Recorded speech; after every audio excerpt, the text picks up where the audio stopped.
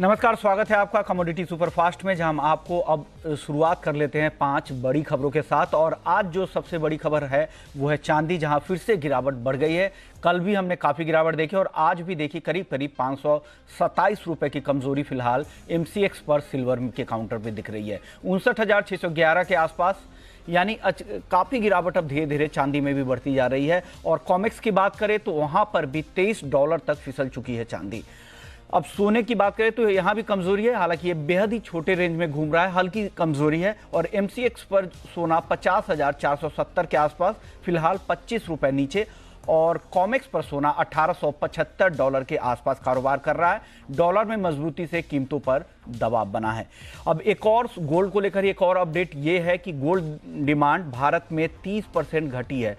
तीसरी तिमाही यानी जुलाई से सितंबर तक जो कैलेंडर ईयर की जो तीसरी तिमाही है, उस दौरान देश में 30% सोने की मांग कम रही है। वहीं ज्वेलरी की जो डिमांड है वो 48% तक कम हो गई है। हालांकि इस दौरान निवेश मांग बढ़े हैं। अगर ग्लोबली बात करें थर्ड क्वार्टर की, तो हाँ, ग्लोबली गोल्ड की डिमांड 19% कम हो गए हैं। तो ये एक अपडेट वर्ल्ड गोल्ड काउंसिल की तरफ से दी गई है, जो आपको बता दिया।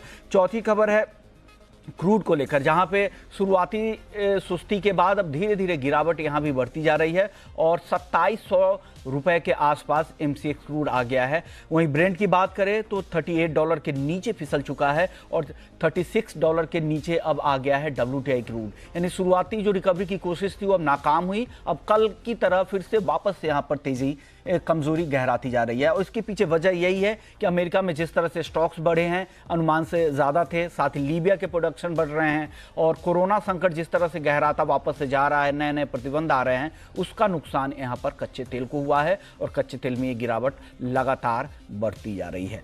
पांचवी और आखिरी खबर है ग्वार को लेकर, जहां पर क्रूड की कीमतों का इंपैक्ट यहां पर भी हावी हुआ है। ग्वार सीड का वायदा 4,250 रुपए के आसपास फिसल के आ गया है। वहीं ग्वार गम 6,525 रुपए के आसपास। यहाँ दोनों में आधे से 1% की कमजोरी दिख रही है। ऐसा ही उम्मीदें हैं कि क्रूड में गिरावट के बाद अब गम की जो एक्सपोर्ट मांग है वो और भी ज़्यादा कम हो सकती है, हालांकि पहले से ही कम थी। चलिए, तो बात हुई 5 बड़ी खबरों की, लेकिन 5 बड़े ट्रेडिंग कॉल्स आज के लिए कौन से हैं ये बताने के लिए हमारे साथ है चॉइस ब्रोकिंग के सचिन गुप्ता। सचिन जी, स्वागत है आपका जी बिजनेस पर। बताइए, पहली कॉल आज के लिए आपकी क्या है, क्या देना चाहते हैं पहले कॉल में? गुड आफ्टरनून विशाल जी। पहली गोल्ड में बाइंग के लिए रहेगी, बिकॉज कल के जो डाउन साइड मोमेंटम के बाद में हमें लगता है कि एक शॉर्ट कवरिंग, एक छोटा सा पुल बैक जो है गोल्ड के अंदर देखने को मिल सकता है। और तो ये जो कॉल रहेगा वो टोटली इंट्राडे रहेगा, बिकॉज जिस तरीके से $1,900 के नीचे कॉमेक्स गोल्ड सस्टेन करता हुआ है, हमें लगता है कि एक बार ये गिरावट जो है वो थोड़ी सी गहरा सकती है। बट इंट्राडे के लिए एक शॉर्ट कवरिंग एक्सपेक्टेड है। तो करंट मार्केट से ही करीब 50,450 460 के आसपास चल रहा है, यहाँ से बाय पोजीशंस ले सकते हैं। स्टॉप लॉस इसमें 50,300 का दिया था, जिसको थोड़ा सा रिवाइज करना चाहेंगे। 50,250 का एक स्टॉप लॉस रखना होगा। अपसाइड में हमें लगता है 50,750 50,800 तक के टारगेट जो है वो गोल्ड के अंदर देखने को मिल सकते हैं। ओके, यानी इनको लगता है कि इंट्राडे में थोड़ी सी तेजी आ सकती है। छोटे से टारगेट के लिए 50,800 के टारगेट के लिए आप यहाँ सोना खरीद सकते हैं। और जो स्टॉप लॉस है वो लेवल इन्होंने चेंज किया है, स्टॉप लॉस को चेंज करके कर ले 50,250 रुपए का। सर, क्रूड में गिरावट फिर से बढ़ गई है, क्या करें अब? जी मोहन जी, क्रूड के अंदर जो सेंटीमेंट्स हैं, फंडामेंटल सेंटीमेंट्स वो काफी ज्यादा वीक है और वो डिमांड जो है वो बहुत बड़ा कंसर्न जो है मार्केट में बना हुआ है, जिसकी वजह से कंटिन्यूसली गिरावट बढ़ती जा रही है। तो क्रूड में शॉर्ट पोजीशंस बनाने की सलाह रहेगी बिल्कुल।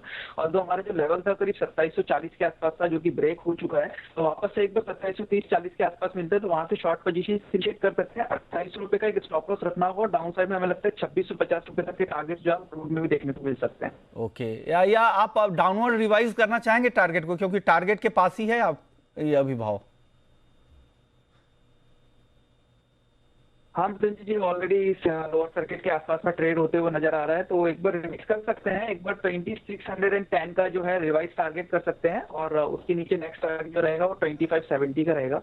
तो 2 टारगेट यहाँ पर लेके चल सकते हैं। ओके, यानी जब भी हल्की सी रिकवरी दिखे तब आप इसे बेचने की कोशिश करें। और पहला जो टारगेट था उनका 2,650 का, उसके करीब आ गया है। अब अगला टारगेट ये दे रहे हैं 2,610 का, और भी नीचे क्रूड जा सकता है। सर, जिंक में क्या करना चाहिए आज के लिए? विश्वनाथ जी, जिंक और निकल ये दो ऐसे हाँ, काउंटर हैं दोनों जिसके काउंटर अंदर बता की दीजिए, एक स्ट्रेंथ साथ सब लगातार बता बनी दीजिए। पहले हुई है। निकल तो बताइए और फिर जिंक बताइए। जी, तो पहले निकल की बात कर लेते हैं। तो निकल के फंडामेंटल्स काफी बुलिश होते हुए नजर आ रहे हैं, जिसकी वजह से एक स्ट्रेंथ जो है इस काउंटर के अंदर लगातार बनी हुई है। तो हमें लगता है एक बार 1170 1173 के आसपास में बाय पोजीशन इनिशिएट करें। 1166 रुपए के स्टॉप लॉस के साथ में अप साइड में एक बार 1185 रुपए तक के टारगेट जो है वो निकल के अंदर देखने को मिल सकते हैं।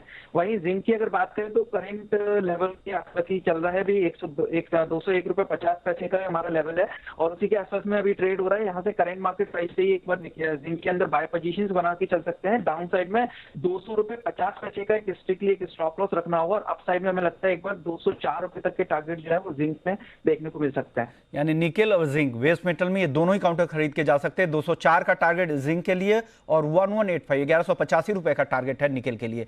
सर आखिरी में ग्वार सीड पे बताइए, इस गिरावट में क्या करें, खरीदें या बेचें? विश्वनाथ जी, जैसे कि अभी आपने बताया था कि क्रूड में जो गिरावट बढ़ी है उसके चलते एक बार ग्वारगम और ग्वार सीड के अंदर भी जो है एक मंदी का रुख देखने को मिल सकता है। ऑल्दो एक्सपोर्ट डिमांड ऑलरेडी काफी कम है, तो हमें लगता है कि एक बार वीकनेस यहाँ से बढ़ सकती है। तो हमारा भी व्यू जो है वो सेल साइड में ही है, करीब 4260 4250 के आसपास में ग्वार सीड को शॉर्ट किया जा सकता है।